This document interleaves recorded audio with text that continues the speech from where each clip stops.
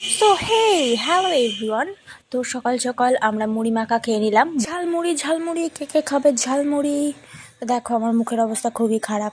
আজকে আমাদের বাড়িতে অনেকজনই আসবে, আসলে আমরাই নিমন্ত্রণ করেছি গাইস। তো জিজু এনেছিল ফুচকা, আমার তো দেখেই জিভে টপ টপ করে জল পড়ছে। তো চলো খাওয়া যাক ফুচকা, দেখি কেমন হয়েছে। ওয়াও কি সুন্দর ফুচকা হয়েছে, যেমন জিজু সুন্দর তেমনই ফুচকাও সুন্দর।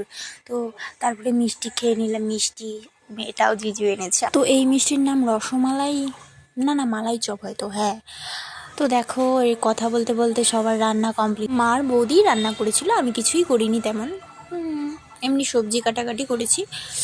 তো দেখো মাংস, ওয়াও, তারপরে মিষ্টি, সব আত্মীয় এসেছে না, সবাই এনেছে। ওদের জন্য মাংস বাটিতে বাটিতে সাজানো হলো, মা সাজিয়ে দিল।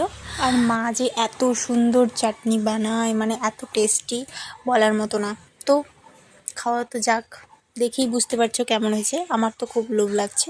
আর চাটনির সাথে পাঁপড় না হলে গাইস জমে না। পাঁপড় পাঁপড়, কে খাবে পাঁপড়? লাড্ডু খাই খাই, লাড্ডু খাই, বিজেপি জিতেছে বলে কথা। এই লাড্ডুটা কার কার প্রিয় অবশ্যই কমেন্টে বলবেন। কি এটার লাড্ডুটার নাম কি, মিহি লাড্ডু কিছু একটা হবে হয়তো বা। খুব সুন্দর। দইও এনেছে, দাদাই দই এনেছে। আর এটাও দাদা এনেছে গাইস।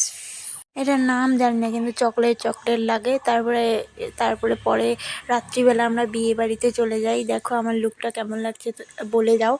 আর অবশ্যই সাবস্ক্রাইব করবে আমার ভিডিও ভালো লাগলে, লাইক করবে, এটুকুই বলার ছিল আর কি। তোমরা এখন লাইক করো নাকি করো না সেটা তোমাদের ব্যাপার, তোমাদের পার্সোনাল ব্যাপার, আমার কি। তো আমি শাড়িটা একটু অন্যরকমভাবেই পরেছিলাম।